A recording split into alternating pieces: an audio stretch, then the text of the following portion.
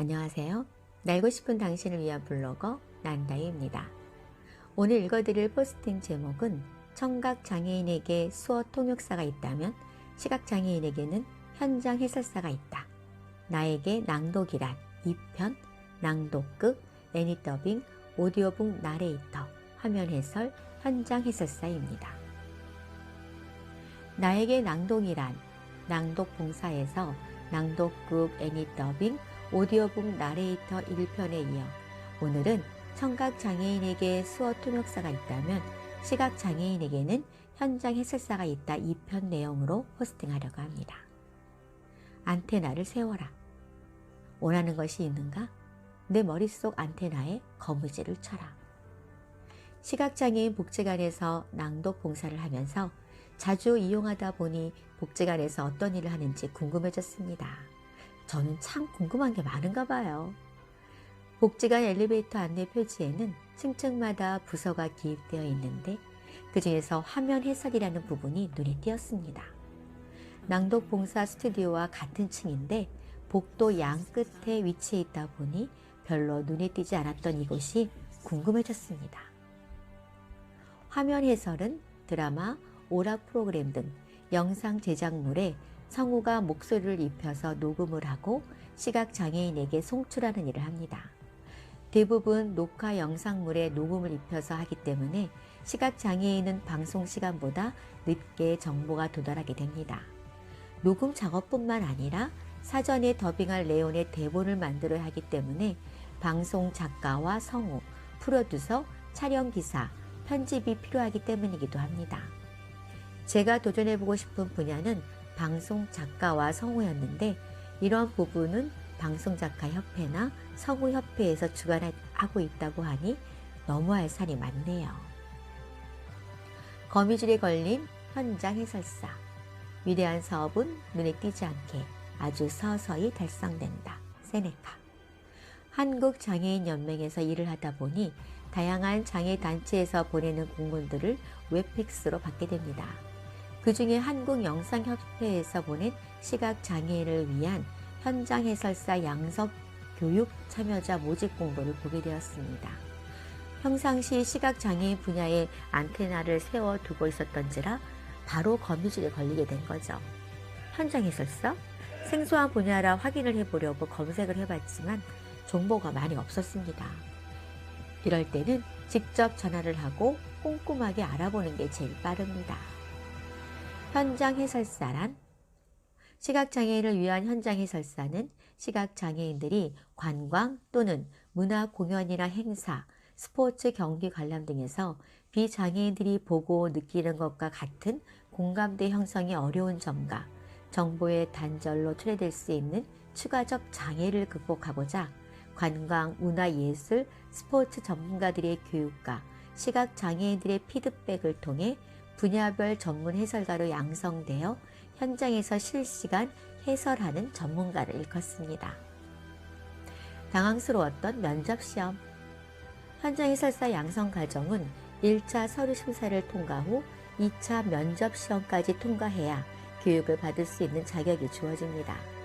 면접시험을 보려고 영광점자 도서관에 도착해 보니 몇 명이 의자에 앉아 대기하고 있습니다. 살짝 면접시험을 어떻게 보느냐고 물었더니 전혀 모르겠다는 반응입니다. 미리 시험을 보고 나온 사람 중에서 누구도 알려주지 않았단 얘기죠. 그러니 더 긴장할 수밖에요. 드디어 제 차례가 되면서 떨리는 마음을 진정하고 시험장으로 들어갔습니다. 작은 공간에 시각장애인 2분과 협회 이사라고 소개한 여성분이 앉아 있었습니다.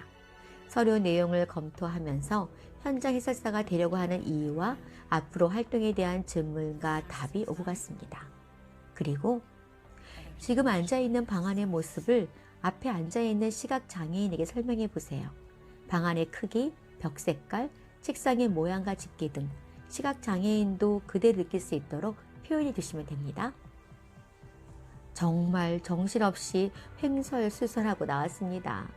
기억나는 거라곤 하얀색 벽을 빵 속의 크림처럼 부드러운 색깔이라고 말도 안 되게 내뱉고 나와서 민망했다는 것이죠.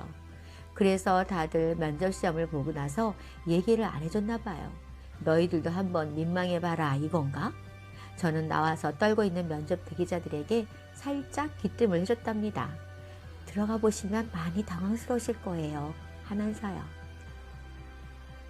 현장 해설사 양성 교육과정 이론 수업 1. 시각장애인의 글자 점자. 이론 수업 첫 시간에 강사로 오신 분은 양혜성 서울맹학교 직업연구부장 선생님이었습니다. 처음 교육생들에게 한 질문이 시각장애인은 모두 앞이 보이지 않는 사람일까요?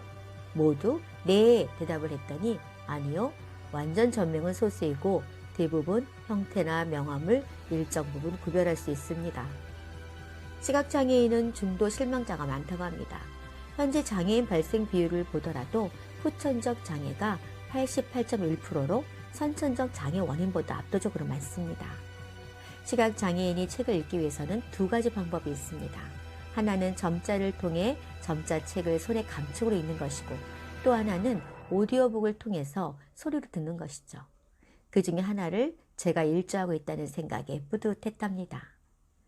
점자는 점자형 종이 위에 뾰족한 도구를 이용해서 자음, 모음을 꾹꾹 눌러 밖으로 튀어나온 부분을 연결해 원하는 글자를 만들게 됩니다.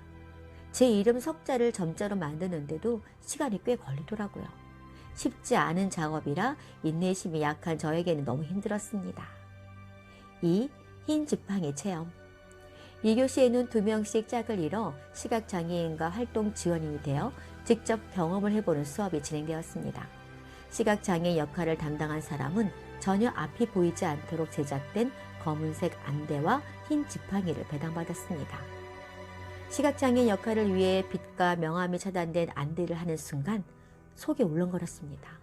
환했던 빛이 암흑으로 변하자 순간 공포가 밀려오면서 옆에 사람의 팔꿈치를 더 세게 잡게 되더라고요.